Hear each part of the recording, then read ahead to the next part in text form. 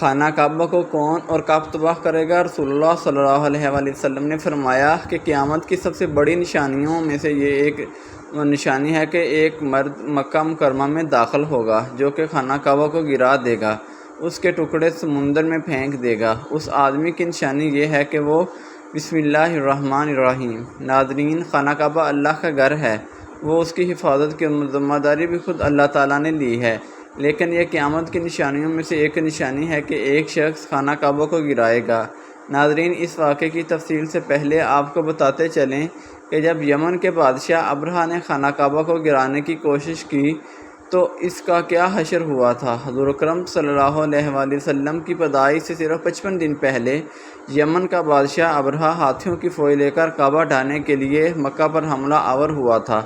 اس کا سبب یہ تھا کہ ابرہہ نے یمن کے دارالسلطنت صنعا میں ایک بہت ہی شاندار اور عالی شان گرجا گھر بنایا اور یہ کوشش کرنے لگا کہ عرب کے لوگ بجائے خانہ کعبہ کے یمن آ کر اس گرجا گھر کا حج کیا کریں۔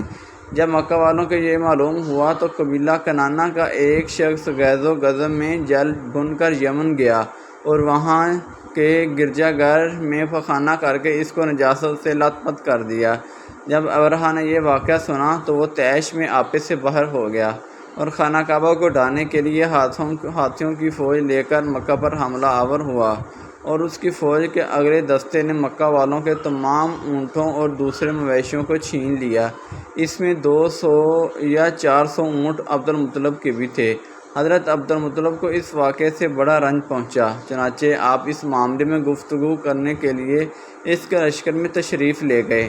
جب ابرہہ کو معلوم ہوا کہ قریش کا سردار اس سے ملاقات کرنے کے لیے آیا ہے تو اس نے آپ کو خیمے میں بلا لیا، اور جب حضرت عبد المطلب کو دیکھا کہ ایک بلند قامت روبدار اور نہایت ہی حسین و جمیل آدمی ہیں جن کی پیشانی پر نور نبوت کا جاہ و جلال چمک رہا ہے، تو صورت دیکھتے ہی ابرہہ مرعوب ہو گیا اور بے اختیار تخت شاہی سے اتر کر آپ کی تعظیم و تکریم کے لیے کھڑا ہو گیا اور اپنے برابر بٹھا کر دریافت کیا کہ کہیے سردار قریش، آپ کی تشریف آوری کا کیا مقصد ہے؟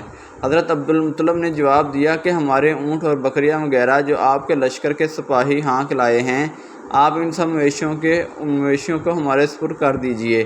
یہ سن کر ابرہہ نے کہا کہ اے سردار قریش، میں نے تو یہ سمجھا تھا کہ آپ بہت ہی حوصلہ مند اور شاندار آدمی ہیں، مگر آپ نے مجھ سے اپنے اونٹوں کا سوال کر کے میری نظروں میں اپنا وقار کم کر دیا۔ اونٹ اور بکری کی حقیقت ہے ہی کیا ہے، میں تو آپ کے کعبہ کو توڑ پھوڑ کر برباد کرنے کے لیے آیا ہوں۔ آپ نے اس کے بارے میں کوئی گفتگو نہیں کی۔ حضرت عبد المطلب نے کہا کہ مجھے تو اپنے اونٹوں سے مطلب ہے، کعبہ میرا گھر نہیں ہے بلکہ وہ خدا کا گھر ہے، وہ خود اپنے گھر کو بچا لے گا، مجھے کعبہ کی ذرا بھی فکر نہیں ہے۔ یہ سن کر ابرہہ نے اپنے فرعونی لہجے میں کہنے لگا کہ اے سردار مکہ، سن لیجئے، میں کعبہ کو ڈھا کر اس کی اینٹ سے اینٹ بجا دوں گا اور روئے زمین سے اس کا نام و نشان مٹا دوں گا، کیونکہ مکہ والوں نے میرے گرجا گھر کی بڑی بے حرمتی کی ہے، اس لیے میں اس کا انتقام لینے کے لیے کعبہ کو مسمار کر دینا ضروری سمجھتا ہوں۔ حضرت عبد المطلب نے فرمایا کہ پھر آپ جانیں اور خدا جانے، میں آپ سے سفارش کرنے والا کون؟ اس گفتگو کے بعد ابرہہ نے تمام جانوروں کو واپس کر دینے کا حکم دے دیا اور عبد المطلب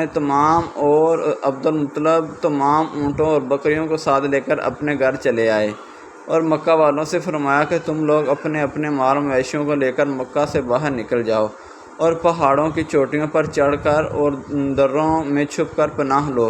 مکہ والوں سے یہ کہہ کر پھر خود اپنے خاندان کے چند آدمیوں کو ساتھ لے کر خانہ کعبہ میں گئے اور دروازہ کا حلقہ پکڑ کر انتہائی بے قراری اور گریہ وزاری کے ساتھ دربار باری میں اس طرح دعا مانگنے لگے کہ اے اللہ، بے شک ہر شخص اپنے اپنے گھر کی حفاظت کرتا ہے، لہذا تو بھی اپنے گھر کی حفاظت فرما اور سلیب والوں اور سلیب کے پجاریوں عیسائیوں کے مقابلے میں اپنے اطاعت شعاروں کی مدد فرما۔ حضرت عبد المطلب نے یہ دعا مانگی اور اپنے خاندان والوں کو ساتھ لے کر پہاڑ کی چوٹی پر چڑھ گئے اور خدا کی قدرت کا جلوہ دیکھنے لگے۔ ابرہہ جب صبح کو کعبہ ڈھانے کے لیے اپنے لشکر زدار اور ہاتھیوں کی قطار کے ساتھ آگے بڑھا اور مقام مغمس میں پہنچا تو خود اس کا ہاتھی جس کا نام محمود تھا ایک دم بیٹھ گیا۔ ہر چند مارا اور بار بار للکارا مگر ہاتھی نہیں اٹھا۔ اسی حال میں قہر الہی ابابیلوں کی شکل میں نمودار ہوا اور ننھے ننھے پرندے جھنڈ کے جھنڈ جن کی چونچ اور پنجوں میں 3 کنکریاں تھیں سمندر کی جانب سے حرم کعبہ کی طرف آنے لگے۔ ابابیلوں کے ان لشکروں نے ابرہہ کی فوجوں پر اس زور و شور سے سنگ باری شروع کر دی کہ آن کی آن میں ابرہہ کے لشکر اور اس کے ہاتھیوں کے پرخچے اڑ گئے۔ ابابیلوں کی سنگ باری اور خداوند قہار و جبار کے قہر و غضب کی ایسی مار تھی کہ جب کوئی کنکری کسی فیل سوار کے سر پر پڑتی تو وہ اس آدمی کے بدن کو چھیدتی ہوئی ہاتھی کے بدن سے پار ہو جاتی۔ ابرہہ کی فوج کا ایک آدمی بھی زندہ نہیں بچا اور سب کے سب ابرہہ اور اس کے ہاتھیوں سمیت اس طرح ہلاک و برباد ہو گئے کہ ان کے جسم کی بوٹیاں ٹکڑے ٹکڑے ہو کر زمین پر بکھر گئیں۔ چنانچہ قرآن کی سورۃ فیل میں خداوند قدوس نے اس واقعے کا ذکر کرتے ہوئے ارشاد فرمایا، یعنی اے محبوب، کیا آپ نے نہ دیکھا کہ آپ کے رب نے ان ہاتھی والوں کا کیا حال کر ڈالا؟ کیا ان کے داؤں کو تباہی میں نہ ڈالا اور ان پر پرندوں کی ٹکڑیاں بھیجیں تاکہ انہیں کنکر کے پتھروں سے ماریں تو انہیں چبائے ہوئے بھوس جیسا بنا ڈالا۔ جب ابرہہ اور اس کے لشکروں کا یہ انجام ہوا تو عبد المطلب پہاڑ سے نیچے اترے اور خدا کا شکر ادا کیا اور ان کی اس کرامت کا دور دور تک چرچا ہو گیا اور تمام اہل عرب ان کو ایک خدا رسیدہ بزرگ کی حیثیت سے قابل احترام سمجھنے لگے۔ تو ناظرین، اب آپ کو اس واقعے کے بارے میں بتاتے ہیں جو قیامت کے نزدیک پیش آئے گا اور جس کے بارے میں حضرت محمد مصطفیٰ صلی اللہ علیہ وآلہ وسلم نے فرمایا تھا۔ اللہ پاک کا آپ صلی اللہ علیہ وآلہ وسلم پر خاص کرم یہ ہے کہ آپ صلی اللہ علیہ وآلہ وسلم کو اللہ پاک نے تمام علوم عطا فرمائے جن کا تصور ہمارا انسانی ذہن کبھی نہیں کر سکتا۔ جو بات ہمارے نبی صلی اللہ علیہ وآلہ وسلم نے فرما دی وہ پوری ہو کر رہے گی۔ اللہ پاک ارشاد فرماتے ہیں، اور وہ کوئی بات اپنی خواہش سے نہیں کرتے، وہ تو نہیں مگر وہی جو انہیں کی جاتی ہے۔ اللہ کے علم کے سمندر کے مقابلے میں نبی اکرم کا علم ایک قطرہ ہے، مگر آپ صلی اللہ علیہ وآلہ وسلم کا یہ قطرہ تمام مخلوق کے لیے ایک سمندر کے برابر ہے۔ یہ بات سچ ہے کہ ہم آپ صلی اللہ علیہ وآلہ وسلم کے علم کے بارے میں اندازہ نہیں لگا سکتے۔ اللہ کی ذات تو بہت ہی وسیع ہے، ہم اس کا اندازہ کس طرح لگائیں گے کہ آپ صلی اللہ علیہ وآلہ وسلم نے اپنے سے پہلے گزرے ہوئے انبیاء کرام اور ان کی امتوں کے ساتھ ساتھ آنے والے وقتوں کے بارے میں بھی اپنی امت کو آگاہ کر دیا۔ محدثین اور مفسرین کا کہنا ہے کہ جب قیامت قریب آنے والی ہوگی تو خانہ کعبہ کو گرائے جانے کا واقعہ پیش آئے گا۔ جن لوگوں کو اس کے بارے میں علم ہے اس کو اس بارے میں حدیث مبارکہ کی روشنی میں بتاتے ہیں۔ خانہ کعبہ اللہ پاک کی نشانیوں میں سے ایک عظیم الشان نشانی ہے۔ جب کہ کعبہ قائم ہے، جب تک کعبہ قائم ہے اس وقت تک دنیا بھی قائم و دائم رہے گی۔ جب خانہ کعبہ کو گرایا جائے گا تب قیامت رونما ہوگی۔ جب قیامت قریب آئے گی ایک بدبخت حبشی خانہ کعبہ کو گرا دے گا، پھر قیامت آئے گی۔ اس کمینے حبشی کے بارے میں آپ صلی اللہ علیہ وآلہ وسلم نے ارشاد فرمایا، اس حبشی کی شکل و صورت ایسی ہوگی کہ وہ چھوٹی پنڈلیوں والا حبشی خانہ کعبہ کو گرائے گا۔ جبکہ بخاری شریف میں لکھا ہے کہ رسول اللہ صلی اللہ علیہ وآلہ وسلم نے فرمایا، گویا میں اس حبشی کو دیکھ رہا ہوں، وہ کالا اور چوڑی ٹانگوں والا ہے، کعبہ کے پتھر اور اینٹوں کو اکھاڑ کر پھینک رہا ہے۔ بخاری شریف میں ہے کہ قرب قیامت کے وقت حضرت عیسیٰ علیہ السلام کے پردہ کرنے کے بعد جب لوگوں کے سینوں سے قرآن پاک اٹھا لیا جائے گا تو اس کے بعد وہ بدبخت حبشی خانہ کعبہ کو گرائے گا۔ اس حدیث میں افج لفظ کا استعمال ہوا ہے، اور افج وہ ہے جو اکڑتا ہوا چلے یا چلنے میں اس کے دونوں پنجے نزدیک رہیں اور دونوں ایڑیوں میں فاصلہ رہے۔ وہ حبشی مردود جو قیامت کے قریب خانہ کعبہ کو ڈائے گا وہ اس شکل کا ہوگا۔ دوسری روایت میں ہے کہ اس کی آنکھیں نیلی، ناک پھیلی ہوگی اور پیٹ بڑا ہوگا، اس کے ساتھ اور لوگ بھی ہوں گے۔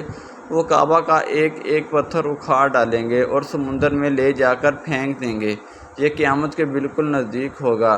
یہاں یہ بات بھی ذہن نشین رہے کہ ان قیامت کی نشانیوں سے متعلق روایات میں چند ایک معاملات و شخصیات کو چھوڑ کر ان کا ظاہر ہونے کا وقت، حالات، شخصیات و اقوام عالم کا معاملہ کافی نامعلوم ہے اور واضح نہیں ہے کہ اس پر کوئی حتمی رائے دی جا سکے کہ اب کون کیسے خروج کرے گا وغیرہ۔ آج کل کے سیاسی تناظر میں لوگ اور اکثر علماء کرام بھی یہ سمجھ رہے ہیں کہ بس قیامت صرف چند سالوں یا دہائیوں میں آنے والی ہے۔ کعبہ اور مسجد نبوی کو حبشی جنگجو تباہ کریں گے اور یہ خود زمین میں دنس جائیں گے۔ آئندہ چند سالوں میں امام مہدی اور حضرت عیسیٰ علیہ السلام کا نزول ہو جائے گا۔ برمودا ٹرائی اینگل سے دجال نمودار ہوگا اور فتنہ پھیلائے گا۔ یہودیوں، عیسائیوں اور مسلمانوں کی آپس میں جنگ ہوگی جو بس چند دن کی دوری پر ہے۔